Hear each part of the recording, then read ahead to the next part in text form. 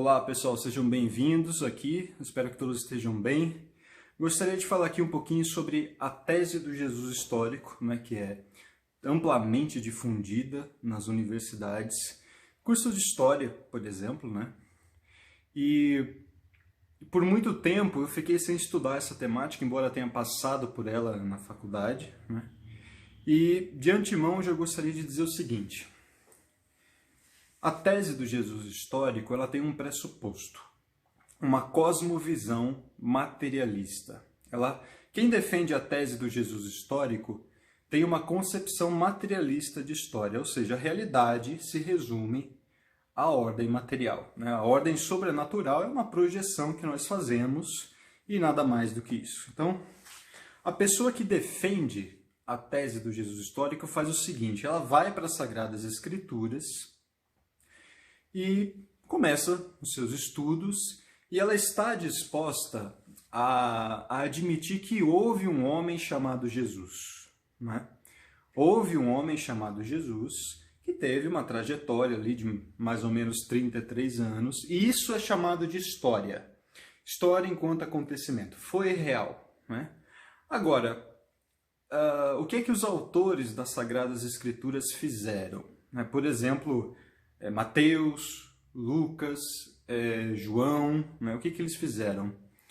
Eles ornamentaram a trajetória de Cristo. Eles pegaram uma biografia real de um homem chamado Jesus, camponês, iletrado, analfabeto, que por um acaso tinha uma sabedoria em comum, e a partir daí começaram a adicionar o que eles chamam de teologia, Começaram a adicionar ali, a ornamentar com milagres, por exemplo.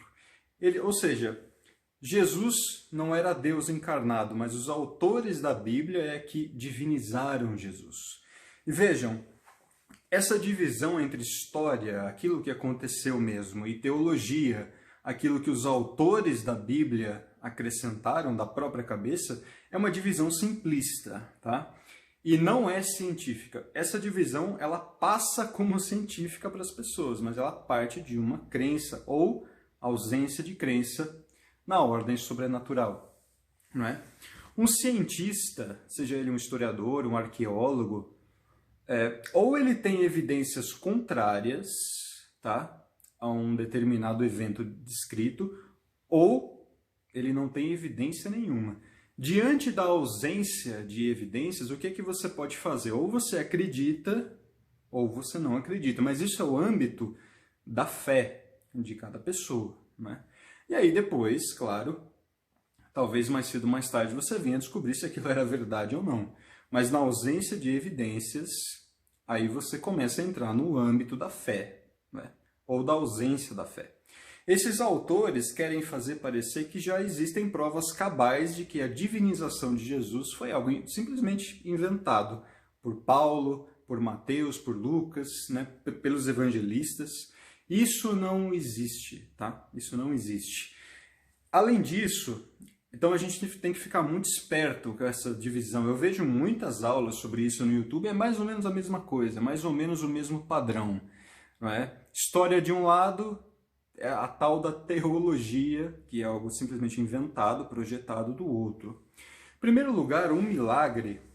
Nas Sagradas Escrituras nós vemos muitos milagres, descritos lá. O milagre, ele tem um lugar na história. Ele acontece em um determinado lugar, em um determinado tempo. Então, é verdade que a teologia, que é a filosofia sagrada, como diz São Tomás de Aquino, ela estuda os milagres. Mas um milagre enquanto acontecimento também tem um lugar na história. Então você não pode simplesmente excluir da história um evento sobrenatural, que tem uma dimensão sobrenatural, porque você não acredita nele. Como eu disse há pouco, um historiador, um cientista, qualquer cientista não faz isso, certo? Então, essa divisão ela é muito simplista, ela é pobre e falsa, no final das contas, Não existem provas cabais de que os autores simplesmente inventaram, os autores da Bíblia, simplesmente inventaram a divinização de Jesus e tudo aquilo que disso decorre, certo? tem que tomar muito cuidado. Essa tese do Jesus histórico aí, ela é modernista. Ela vem... A gente tem que perceber nessa tese que as pessoas estão falando no âmbito da fé e não no âmbito da ciência, tá? Reitero sempre, não há provas científicas, né, cabais de que isso simplesmente foi algo inventado. Muito pelo contrário, muito pelo contrário. Eu venho estudando, por exemplo, o Santo Sudário, certo? E eu acho que todos deveriam fazer a mesma coisa. Se você é católico e você se vê, principalmente para você que está se convertendo recentemente, e você se vê diante de uma tese como a do Jesus histórico, às vezes, e aconteceu comigo, a gente se vê um pouco, num primeiro momento, sem saber o que fazer, não é? Mas a gente precisa se lembrar do seguinte, de duas coisas. Sempre quando a gente pega uma tese materialista acerca da realidade, nós temos que lembrar de duas coisas, duas promessas que estão lá nas Sagradas Escrituras. A primeira é a apostasia das nações, ou seja, o mundo iria se cristianizar, né? Muitas nações iriam se cristianizar e depois elas iriam perder a fé. E exatamente isso que aconteceu. As nações, nós perdemos a fé, certo?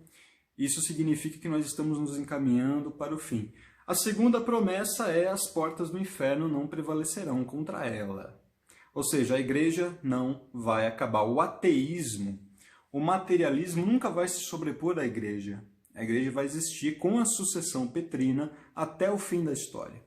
Então, sempre quando a gente vai estudar um tema como esse, ou qualquer outro tema de caráter materialista, vamos pensar nessas duas promessas, certo?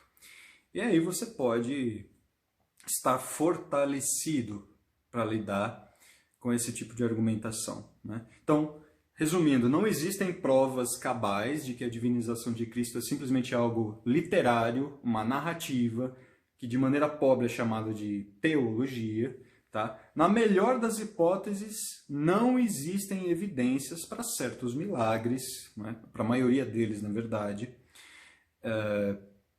Não existem evidências contrárias, né, à divinização de Cristo. E a partir daí, na ausência de evidências, duas opções: ou cremos ou não cremos, mas é o âmbito da fé e não da ciência, por mais que façam parecer que é objetivamente algo científico. Não é, não é? Fiquemos então por aqui. Eu agradeço a Deus por mais uma gravação. Fica aqui então o segundo episódio dessa série, né? Resposta Tomista. Vou fazer ainda um outro episódio para explicar por que a teologia é ciência tanto quanto a história, por exemplo, né? É uma disciplina tanto quanto a história, como a lógica, como a filosofia, e aí a gente pode aprofundar um pouco mais nesse assunto, né?